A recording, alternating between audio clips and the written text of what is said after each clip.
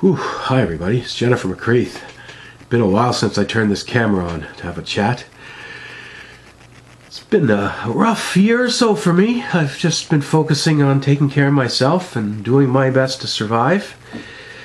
But I guess enough is enough. The time has come for me to turn this camera on and talk a little bit about the world around me and how a variety of things going on affects not just me but people like me. I want to talk a little bit about the anti-trans proclamations by Donald Trump and how that has affected trans people worldwide, and how it has also affected or demonstrated perhaps the privilege that exists by those who don't understand the ramifications and consequences of this. I'm going to start right here at home in St. John's, Newfoundland and Labrador. For the record, I usually start my videos with a date, February 16th, 2025. And we have a provincial government, the Liberal Party, which is technically separate from the federal Liberal Party. That may be a whole other video, but anyway, if you've paid attention to the media here in St. John's, Newfoundland, you may be led to believe by watching VOCM, CBC, and NTV that there is only one trans person here. And that is definitely not the case. This one person who's getting a lot of media attention deserves it. And I want to say hello and thank you to Hickey for doing a lot of amazing activism work, not just for the trans community, but for the LGBTQ community as a whole, as well as other communities that Gemma is involved with, the clergy abuse situation. I know Gemma's worked very hard to try to help that matter along. But having said that, I think the media is doing all of us a disservice by not putting the camera on others. Sometimes people say, who cares about trans people? There's only like 2 or 3 of them in the entire country. Well, that's not true. There's actually thousands, most of which are camera shy. They don't want to be out and talking about things. They don't want to be seen or known as trans. They just want to live their life the best they can without being discriminated against or harassed. But I'm here to let you know that there are many trans people here in Canada that are very, very concerned about, one, the prospects of traveling to Canada, or from Canada to the United States. Likewise, there's concerns about how attitudes in the U.S. rub off on Canadians. I'm seeing it every day. I don't use all the social media platforms that are out there. There's so many of them now. I'm kind of old school, so I kind of stick to Facebook and I'm still going to call it Twitter. But just the attitude since Trump made this 2-gender proclamation, which is bizarre because I don't think he's talking genders. I think he's talking sex. But either way, it's given Americans a whole new sense of security that it's okay to destroy or crap on trans people, dead name them, mispronoun them, or whatever. I just want to remind you all that way back in 2011, I made what used to be my annual trip to the USA, in some cases more than one, and I had recently come out as trans and had gone through the transsexual surgery process. A lot of people get caught up on the term gender, and that's a whole other video. I think we're seeing a lot of pushback. It used to be that you weren't accepted unless you went through the full hormones and surgeries and all that sort of stuff. Even still, the acceptance wasn't already there. But once we pushed to an area where anyone can just self-identify as not just as trans, but as anything else, that's when the Americans said, wait a minute, this has gone too far. We can't have this. And change management has to be slow and gradual. And I thought we were doing great in 2003 when some trans activists went to the International Olympic Committee and said we need to start looking at fairness in sports and whether or not, and if so, how can we determine when a trans athlete, whether it's male to female, female to male, or intersex, could or should be deemed accepted as a competitor. They did have some guidelines. It was very difficult. You can't just call yourself trans and jump into the Olympics. You had to go through several steps that included, which has also disappeared, has been the medical gatekeepers. Way back when I transitioned, you couldn't just get the services. You had to prove to the doctors that this really was not just what you need, but essentially the only thing you need. That gender dysphoria was in fact a medical condition that required an intervention of biological nature. And that included cross-sex hormones, living in the opposite sex role to the best of your ability. They call it the real life experience test. And then when ready, surgery. And ironically, I had the surgery, and it was after the surgery that I had trouble getting into the US because I was waiting on documents that said I was male. This was 2011. Back then, they didn't care. There wasn't this hatred towards the LGBT community. And I think that's something we need to recognize, is that when it comes to airports, we're not necessarily talking, or at least we shouldn't be talking about politics or activism. It's simply an identity authentication thing. We want to be able to prove that you are who you say you are. So when you arrive at an airport to cross the border, they can put your name into a computer and make sure you're not a criminal who's going to cause security risks.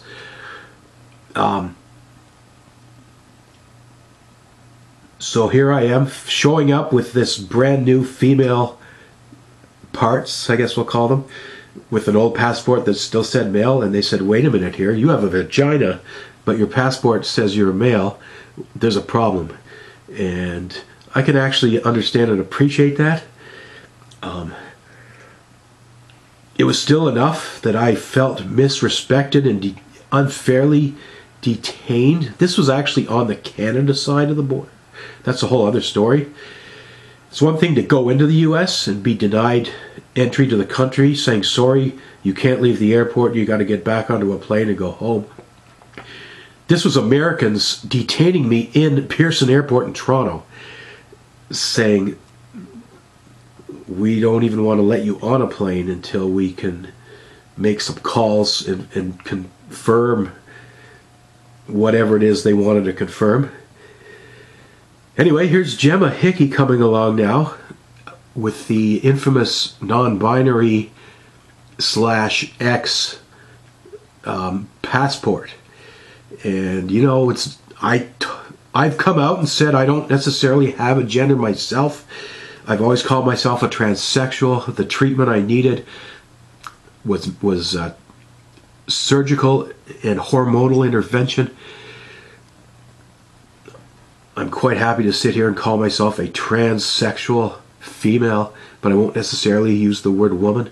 I know this is what seems to be pissing people off in the US, but I think ultimately we need to respect and understand that maybe there are 3 different sex categories. You can be completely male or female, or you can be somewhere else in the middle, either because you were born intersexed or because you've gone through a transition. And I guess ultimately we want to be respectful of everybody, and we need to find ways to accept and identify people. Authentication, even if you have an X on your passport, there are other ways to prove that you are who you say you are. There's biometrics out there. You can do fingerprinting. There's all sorts of ways to identify who somebody is. So the fact that Gemma was given the runaround. If I understand the story correctly, Gemma tried to enter the U.S. and was denied.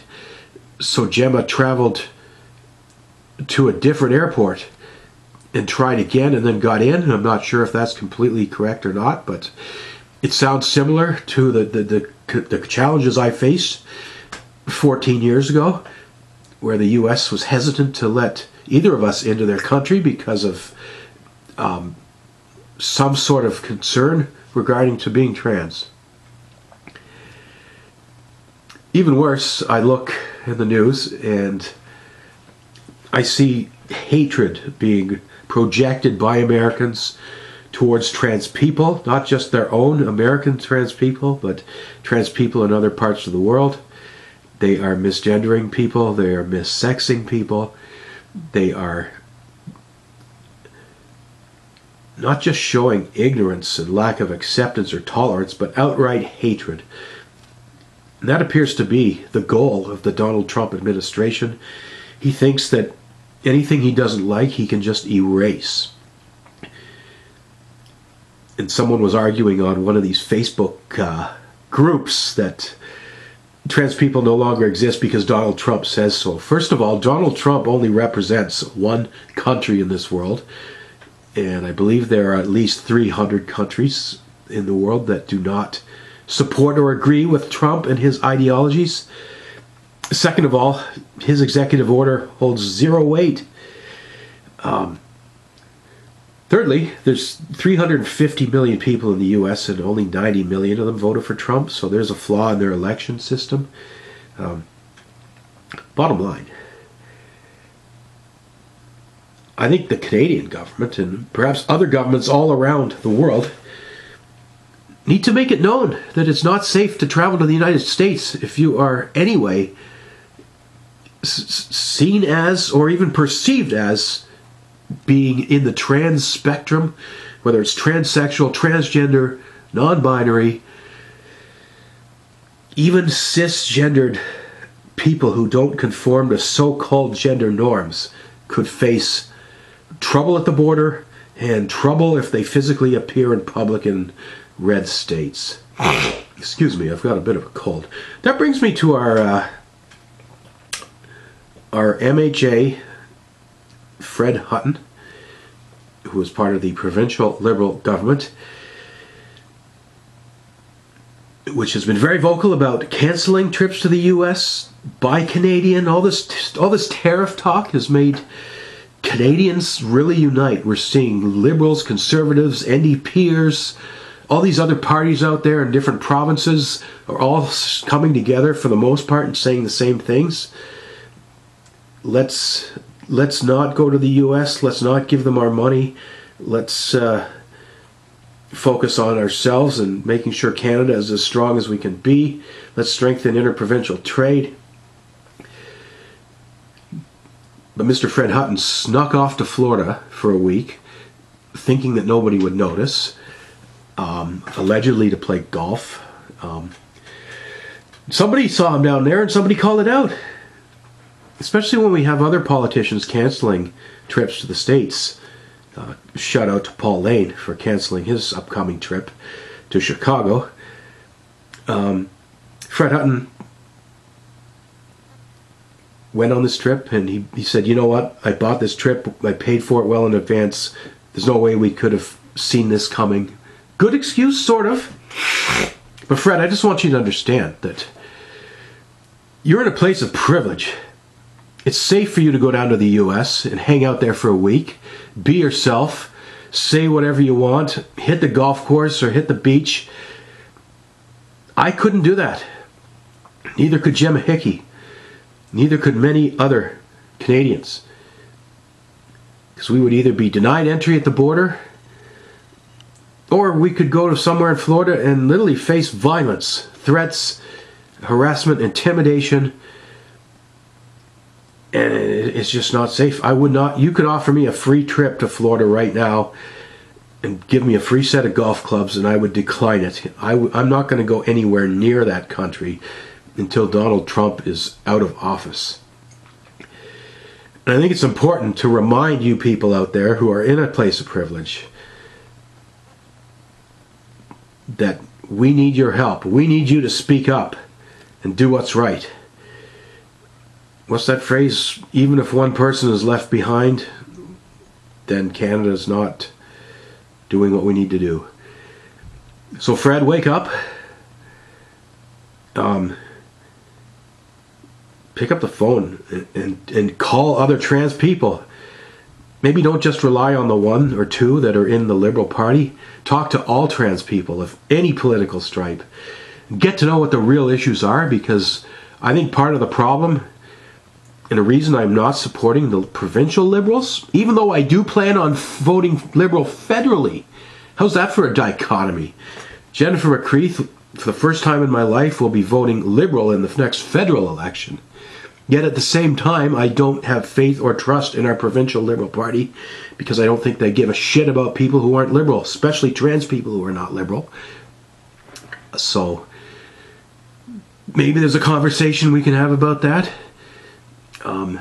Media? Hi, remember me? Remember when I came on NTV News back in 2008? It was a big story. It was a big story a year later when I got into marathon running and became the first declared trans person to participate in a trans category. Something that was kind of poo-pooed by others, saying, no, you should just compete with the women. And I was like, no, not at this time. I'm too early in my transition. Let's create a third category, which is something we're hearing now. Danielle Smith out in Alberta said she would be creating all trans sporting leagues. Where are they, Danielle? I've been watching carefully. I don't see any.